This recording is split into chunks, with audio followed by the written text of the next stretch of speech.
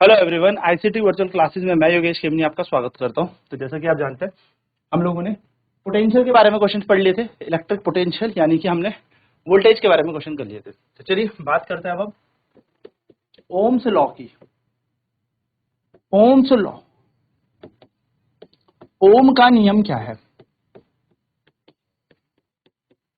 ओम का नियम, Ohm's law क्या है? ठीक है, चलिए। तो कहते हैं taking physical condition constant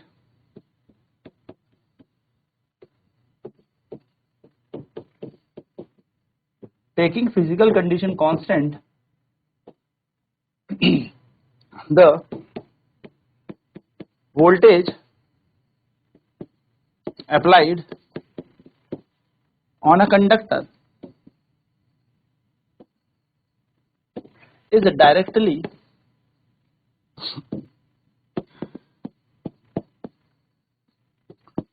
proportional to the current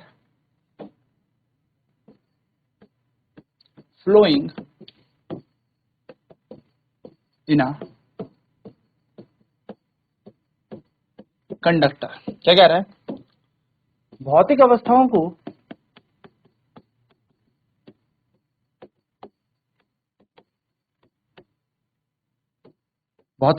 को नियत रखने पर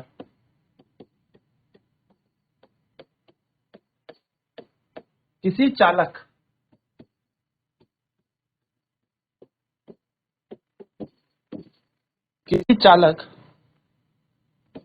पर प्रवाह करने वाला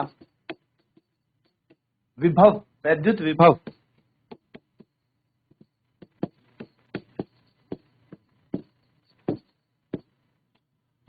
उस चालक पर प्रवाह होने वाली धारा के समानुपाती होता है। यानी कि वोल्टेज जितना ज्यादा आप दोगे वो डायरेक्टली प्रोपोर्शनल हो जाएगा किसके? करंट के। जितना ज्यादा आप वोल्टेज दोगे उतना ज्यादा करंट फ्लो होने लगेगा, उतना ज्यादा क्या हो जाएगी? धारा यहाँ पर प्रवाह होने लगेगी। या आप ऐसा कह सकते हैं कि जितना ज्यादा धारा होगी बेसिकली उतना वोल्टेज होगा। लेकिन कंडीशन यहाँ पर यह है कि आपकी भौतिक अवस्थाएं जैसे कि टेम्परेचर यहाँ पर कांस्टेंट होना चाहिए। यानी कि शर्त यहाँ पर यह है कि आपका तापमान या इस तार का तापमान नियत होना चाहिए। यदि तापमान नियत है यानी कि करंट हमारा बेसिकली टेम्परेचर हमारा कांस्टेंट है, तो voltage is directly proportional to current. And यहाँ पर प्रोपोर्शनैलिटी का चिन्ह हटेगा तो क्या आ जाएगा? आर। तो वैल्यू बन जाएगी V equal to I R, जहां पे आर जो है उसको हम कहते हैं रेजिस्टेंस। बेसिकली ये अभी कांस्टेंट क्वांटिटी है until you are not changing the temperature in some parameter. ये एक नियत राशि है, जब तक आप कुछ पैमानों को परिवर्तित नहीं करते तब तक। तो आर यहाँ पर रेजिस्टेंस है यानी कि प्रतिरोध है, V यहाँ पर वैद्युत विभव है, V यहाँ पर वोल्टेज है,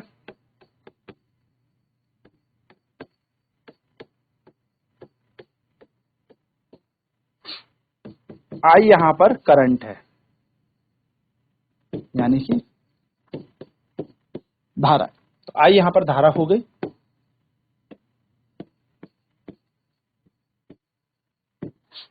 V यहाँ पर वोल्टेज हो गया और I यहाँ पर करंट हो गया। ठीक है, ये बात ध्यान में रखना। तो अगर R का हम यहाँ से मान निकालें तो R बराबर क्या बन जाएगा? V बटा I। R बराबर क्या हो जाएगा? V बटा I। और अगर हम यहां से इसकी यूनिट निकालते हैं, यूनिट ऑफ रेजिस्टेंस, तो वो क्या निकल जाएगी? वोल्ट पर एम्पियर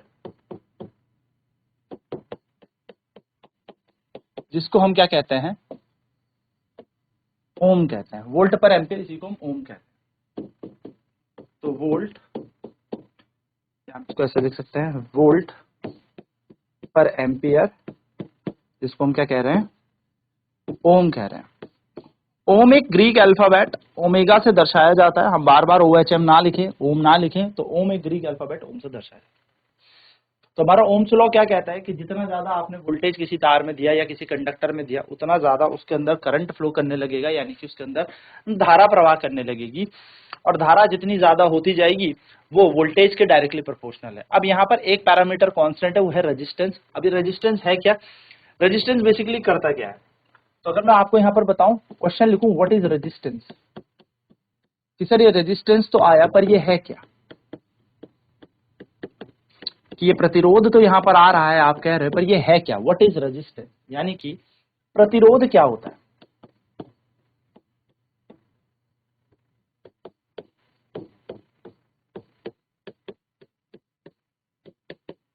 प्रतिरोध क्या होता है, तो प्रतिरोध बेसिकली क्या हो गया हमारे पास, hindrance in the path of current, यानी कि धारा के रास्ते की रुकावट होती है प्रतिरोध। जितना ज्यादा प्रतिरोध होगा, जितना ज्यादा हमारा रेजिस्टेंस होगा, जितना ज्यादा रेजिस्टेंस होता जाएगा, आप कह सकते हो प्रतिरोध जितना ज्यादा होगा, भाई धारा उतनी ही कम होती जाएगी, यानी कि ये रुकावट है। क्या है, धारा के रास्ते की रुकावट को हम प्रतिरोध कह रहे हैं। तो हम कह सकते हैं द हिंड्रेंस, इसको ऑब्स्ट्रक्शन भी कहते हैं, हिंड्रेंस भी कहते हैं, इंपीडेंस भी कहते हैं, बैरियर भी बोल सकते हो, क्लॉग भी बोल सकते हो, कुछ भी, मतलब जो भी चीज रुकावट के लिए आप पर्यायवाची यूज कर सकते हो। The hindrance in the path of the current is known as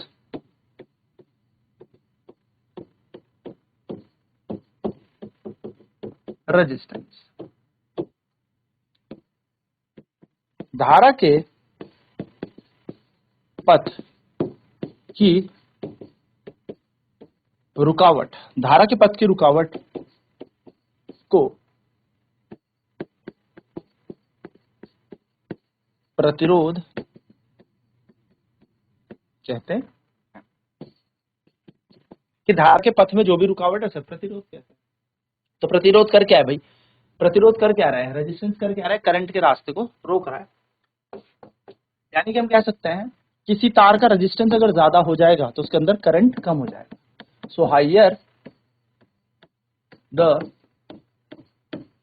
resistance of the wire, lesser will be the current। तार बोल लो, कंडक्टर बोल लो, या फिर आप कह सकते हो चालक। तो तार या चालक में प्रतिरोध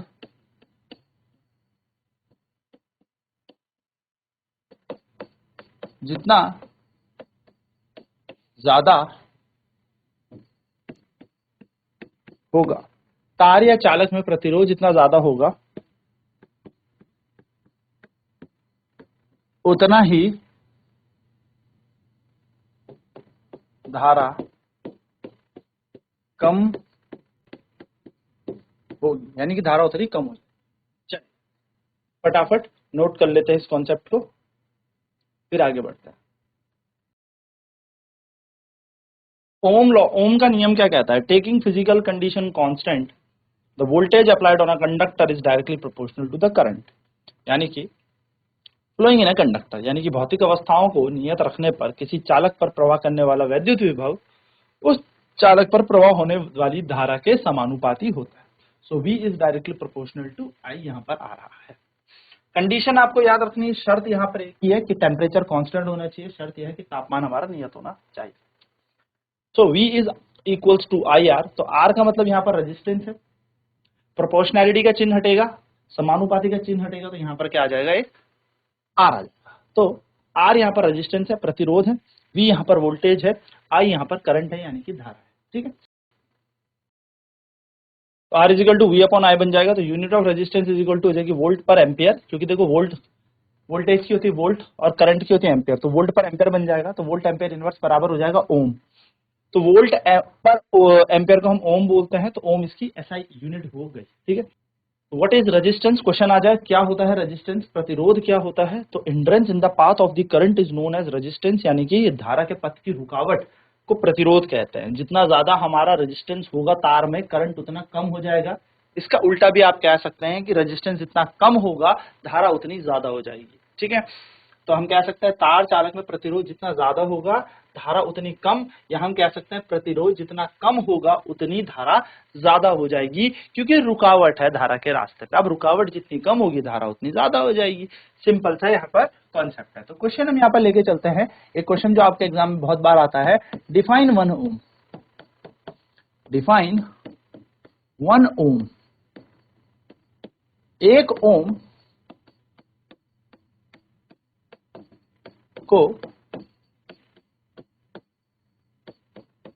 परिभाषित करें। तो 1 ओम को कैसे परिभाषित करेंगे, 1 ओम को कैसे परिभाषित करेंगे, डिफाइन 1 ओम।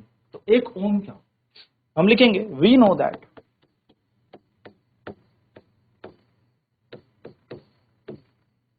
अकॉर्डिंग टू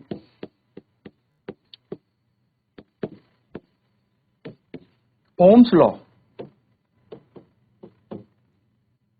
यानी कि ओम के नियम अनुसार। तो ओम के नियम अनुसार क्या हो जाएगा, V is equals to I R. तो R बराबर क्या बन जाएगा, V अपॉन में I। V यहां पर हो गया 1 वोल्ट, मान लेते हैं इफ, यदि V बराबर है 1 वोल्ट, I बराबर है 1 एम्पियर,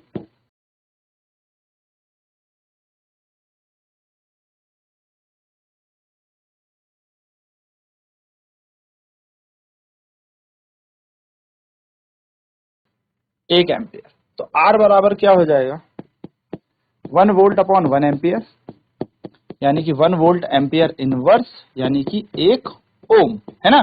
तो हम कहेंगे when a current when a voltage of या battery of, when a battery of, when a potential difference of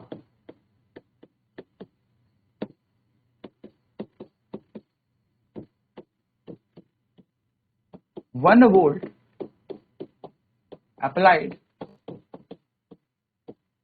on a body is able to flow, या मैं कह सकता हूं when a potential difference of 1 volt applied on a body, not body, on a conductor flows a current of 1 ampere in that conductor,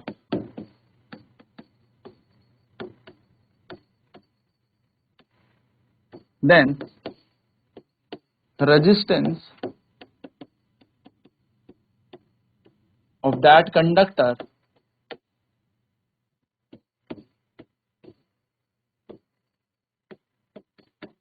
is said to be 1 ohm। क्या कह रहा है, जब एक वोल्ट का वैद्युत विभव किसी चालक में 1 एम्पियर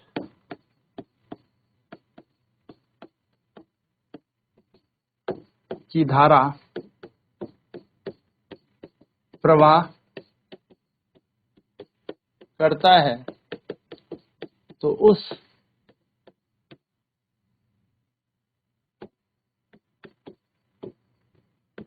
उस चालक का प्रतिरोध 1 ओम कहलाता है। चलिए फटाफट नोट डाउन करेंगे। तो V equal to I R Ohm's law होता है, R का मान होता है V अपॉन आई। अगर वोल्टेज हमारा 1 वोल्ट हो गया, करंट हमारा 1 एम्पियर हो गया, तो हमें पता है 1 अपॉन 1 1 होता है, 1 ओम बन जाएगा रेजिस्टेंस। तो रेजिस्टेंस यानी कि प्रतिरोध हमारा 1 ओम बन गया। तो हम कहेंगे यहाँ पर when a potential difference of 1 volt applied on a conductor flows a current of 1 ampere in that conductor, then resistance of that conductor is said to be 1 ohm. यानी कि जब पोटेंशियल डिफरेंस 1 वोल्ट का हो, आपने किसी conductor पे मान लो 1 volt की बैटरी लेके आए बाजार से, एक तार पे आपने वो जोड़ दी और उस 1 वोल्ट की बैटरी से करंट भी 1 एम्पियर आई है भाई, है ना। 1 वोल्ट की बैटरी आप लाए मार्केट से और 1 वोल्ट की बैटरी आपने तार पे जोड़ दी, छोटी सी वायर किसी पे जोड़ दी, किसी कंडक्टर पे जोड़ दी, एंड उस वोल्ट की बैटरी से 1 एम्पियर की करंट फ्लो कर जाता है। तो अगर 1 एम्पियर का करंट फ्लो कर गया, 1 वोल्ट की बैटरी थी, तो उसके द्वारा जो भी प्रतिरोध वहां पे होगा वो 1 ओम का होगा। सो हम कहेंगे when a potential difference of 1 volt applied on conductor flows a current of 1 ampere in that conductor, then resistance of that conductor is said to be 1 ohm. यानी कि जब 1 वोल्ट का वैद्युत विभव किसी चालक में 1 एम्पियर की धारा को प्रवाह करवाता है या करता है, तो उस चालक का प्रतिरोध 1 ओम कहलाता है।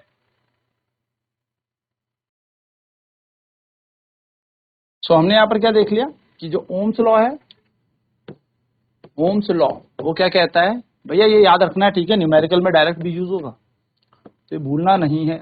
ओम का नियम क्या कहता है?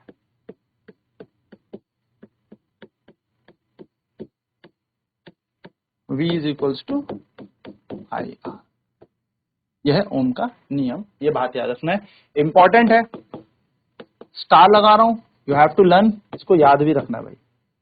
इससे एक न्यूमेरिकल पक्का आपके बोर्ड्स में आएगा, 110% एक न्यूमेरिकल आपका पक्का इससे बने।